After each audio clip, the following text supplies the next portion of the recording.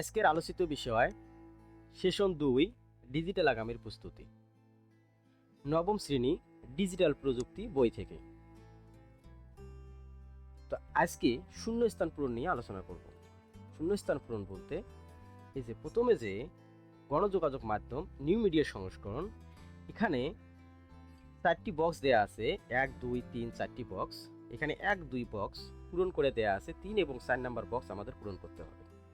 তো এগুলো আমরা কিভাবে পূরণ করব সেই বিষয়গুলো নিয়ে আজকের আলোচনা।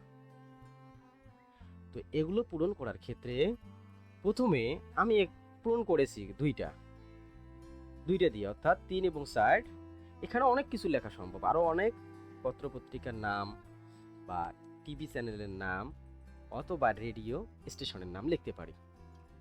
কথা হলো আমরা এগুলো কিভাবে লিখবো, কোথা থেকে সংগ্রহ করব, এগুলোই আমাদের মূল সমস্যা। আপনারা অনেকেই এগুলো খুব সুন্দরভাবে লিখতে পারেন, কারণ তারা অনেক আগে থেকেই ভালো জানে এগুলো। আবার অনেকেই আছো এগুলো বোঝোই না। তো যারা এগুলো একটু বুঝতে যাদের এগুলো বুঝতে একটু সমস্যা আছে, তাদের জন্য বিশেষ করে আজকের এই ভিডিওটা। তো এগুলো আমরা কিভাবে কালেক্ট করব এবং কিভাবে লিখব। এর আগে আমাদের জানতে হবে গণযোগাযোগ মাধ্যম কি এবং নিউ মিডিয়া সংস্করণ কি। আমরা একটু দেখে আসি। গণযোগাযোগ মাধ্যম, টেলিভিশন, সংবাদপত্র এবং রেডিও, এগুলোকে গণযোগাযোগ মাধ্যম বলে।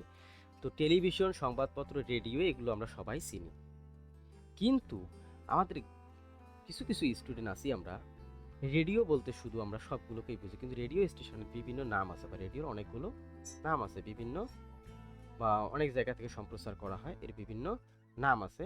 রেডিও শুধু বাংলাদেশে একটি সম্প্রচার করা হয় না, অনেকগুলো সম্প্রচার করা হয়।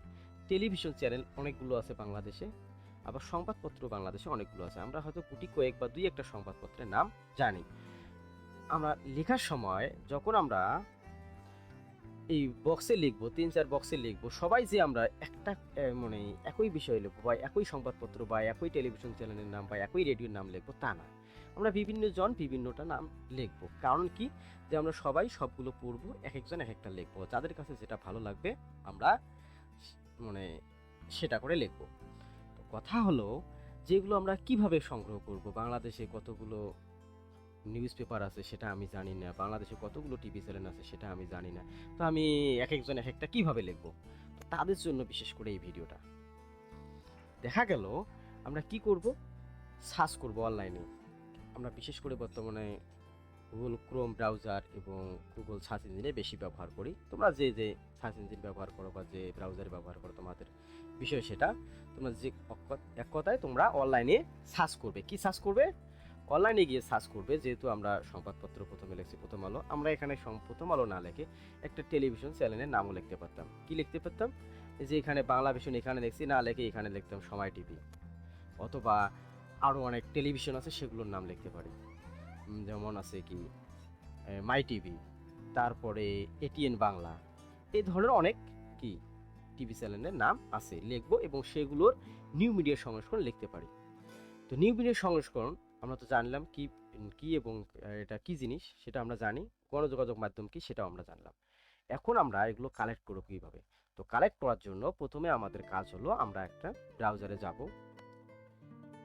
গিয়ে সার্চ করব all news paper in Bangladesh. লেখার পর আমরা অনেকগুলো ওয়েবসাইট পাবো। তো প্রথমে যে ওয়েবসাইটটা আছে বাংলাদেশের সংবাদপত্র সমূহ, আমরা এই ওয়েবসাইটেও ঢুকতে পারি বা যে কোনো একটা ওয়েবসাইটে ভেতরে অনেক লিঙ্ক পাবো, বা যারা বুঝতেছে না ওয়েবসাইট কি, তো তাদের জন্য এরকম অনেক লিঙ্ক পাবো, এরকম পাবো। আমরা মোবাইল দিয়ে যদি সার্চ করি সেভাবে সেক্ষেত্রেও আমরা এরকম পাবো। তো তখন আমরা প্রথমে যে লিঙ্কটা পাবো বা ওয়েবসাইটটা পাবো সেখানে ক্লিক করব। ক্লিক করলে তাহলে আমরা দেখতে পাবো কি এরকম অনেক নিউজ পেপার দেখতেছি। তো এখান থেকে আমরা যে কোনো একটি নিউজ পেপারের নাম লিখব, বা আমরা নিউজ পেপার একটাও লিখলাম না বা সংবাদপত্রের নাম একটাও লিখলাম না, না লিখে কি করলাম দুইটাই টিভি চ্যানেলের নাম লিখলাম, সেটাও যাবে। বা আমরা দেখা গেল যে আমরা সংবাদপত্রের নামও লিখলাম না, টিভি চ্যানেলের নামও লিখলাম না, আমার কাছে ভালো লেগেছে আমি দুইটা রেডিও লিখলাম, তো তুমি দুইটা রেডিও লিখতে পারো। তো সেগুলো কিভাবে সার্চ করবে? সেগুলো এইভাবে সার্চ করবে অল কি radio in Bangladesh, all TV channel in Bangladesh. তো আমি এখানে লিখি all TV channel in Bangladesh, all all TV channel, TV channel, CHANE channel in Bangladesh. Double L হয়ে গেছে না, একটা এল হবে। এসে দেখো আমাদের কিছু চ্যানেলের নাম চলে আসে। সি মোডে দিলাম, দিয়ে দেখো এখানে অনেকগুলো চ্যানেলের নাম চলে আসে। যে Bangla vision, 71 TV, channel I, ATN Bangla, ATN news, Baishakhi TV, Somoy TV, Desh TV, N TV, অনেকগুলো নাম আছে। তো এভাবে তোমরা এগুলো থেকে নাম কালেক্ট করবে, করে তোমরা এই বক্সগুলো লিখতে পারো। তো কিভাবে কালেক্ট করবে, কিভাবে কি করবে, সেই বিষয়গুলো আমরা কি দেখাইলাম। এখন আমরা চলে যাই এখানে। তো এখানে কিভাবে লিখতে হবে, তো প্রথমে যেগুলো কালেক্ট করবে, দেখা গেল যে গণমাধ্যম আমাদের কি আছে, গণমাধ্যম কাকে বলে সেই সংজ্ঞাটা আমরা তো জেনেছি, যে টেলিভিশন, সংবাদপত্র অথবা রেডিওর নামগুলো আমরা আগে কালেক্ট করব, করে আমাদের যেগুলো ভালো লাগবে সেখান থেকে দুইটা বেছে নিয়ে আমরা লিখব এবং সেগুলোর নিউ মিডিয়া সংস্করণ লিখব।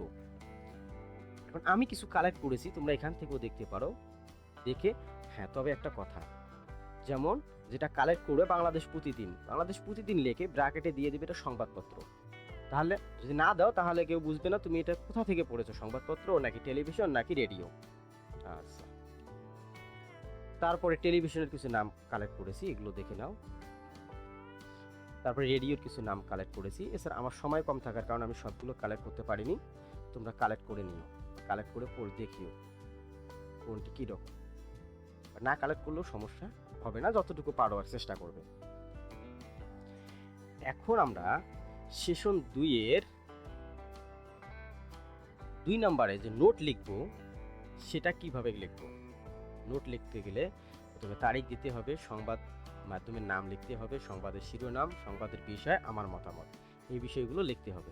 তো এখন আমরা বইয়ে এরকম আছে, কিন্তু আমরা এগুলো আসলে পড়বো কিভাবে, অনেক মাধ্যম আছে, অনেকভাবে আমরা এগুলো করতে পারি বা অনেকভাবে এগুলো লিখতে পারি। তো তার মধ্যে আমি একটা নিয়ম দেখাবো তোমাদের।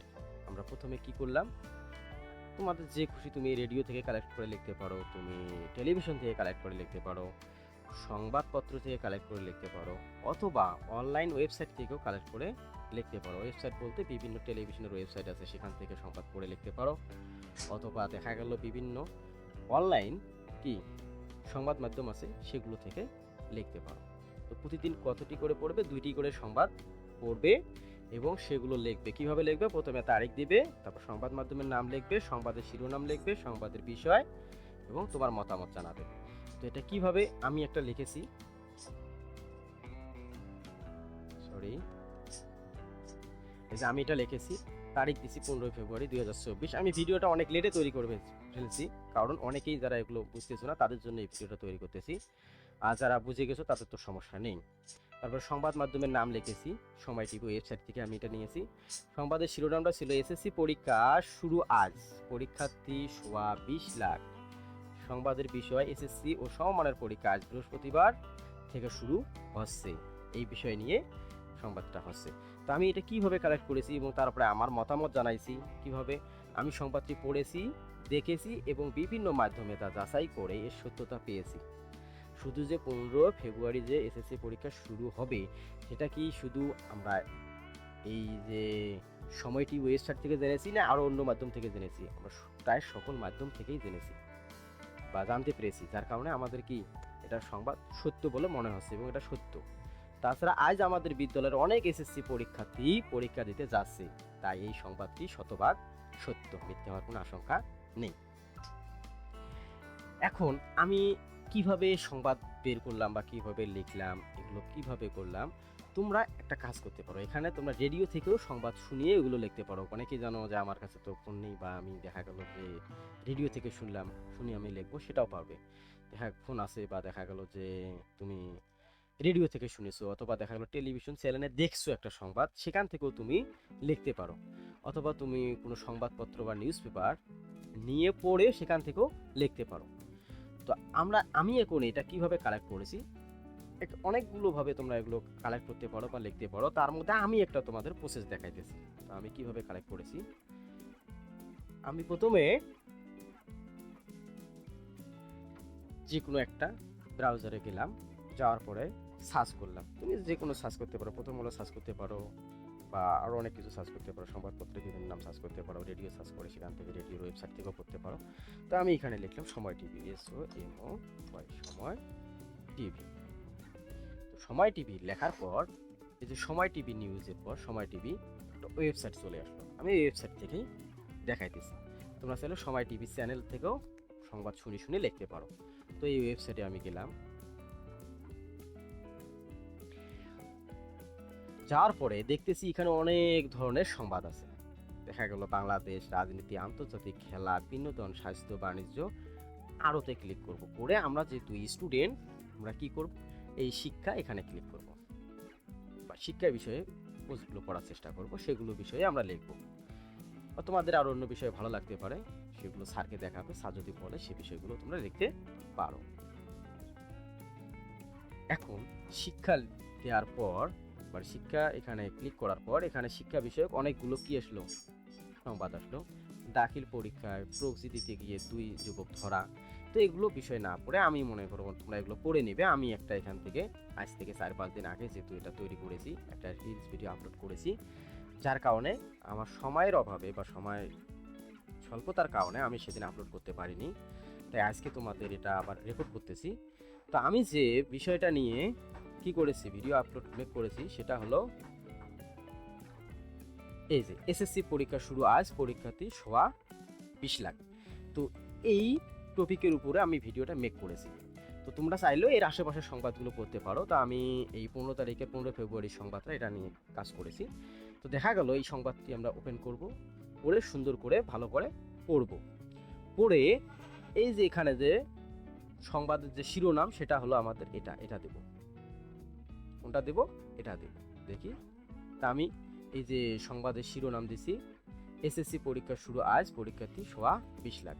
তো এখানে দেখা গেল রটা নেই, তুমি দিয়ে নিও, এটা হয়তো কোনো কারণে মিস্টেক হয়ে গেছে।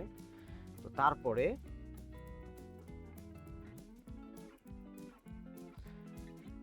এখান থেকে সমস্ত সংবাদটা পড়ে এর বিষয়টা কি সেই বিষয়ে আমি এখানে বিষয়টা দিয়েছি, এসএসসি ও সমমানের পরীক্ষা আজ বৃহস্পতিবার থেকে শুরু হচ্ছে, এইটুকু আমি বিষয়টা দিয়েছি। তোমরা চাইলে দেখবে যে সেখানে কোন বিষয়ে বলা আছে, যে বিষয়টুকুর উপর ফোকাস করবে সেই বিষয়টুকু দিয়ে দিবে। তারপরে এটা সম্পূর্ণ পড়ে আমার মতামত আমি জানিয়েছি। তোমরাও এরকম করে সম্পূর্ণ সংবাদটি পড়বে, পড়ে তোমার মতামত লিখবে। তো এইভাবে তোমরা সংবাদ কালেক্ট করবে, প্রতিদিন 2টি করে সংবাদ কি করবে, পড়বে এবং ভালো করে বুঝে তারপরে তোমার মতামত জানাবে। তারপরে এখানে কথা হলো যে এগুলো কি বইয়ে লিখবো না, এগুলো কখনো এগুলো বইয়ে লেখা যাবে না। বইয়ে শুধু এখানে প্রসেসটা দেওয়া আছে কিভাবে লিখবে, এগুলো অবশ্যই নোট খাতায় লিখতে হবে। আজ এ পর্যন্ত, ধন্যবাদ সবাইকে। যদি প্রয়োজন হয় কমেন্ট করো এবং কি বিষয়ে ভিডিও মেক করতে হবে সেই বিষয়টা জানিয়ে দাও, তাহলে আমি সে অনুযায়ী তোমাদের জন্য টিউটোরিয়াল তৈরি করার চেষ্টা করব।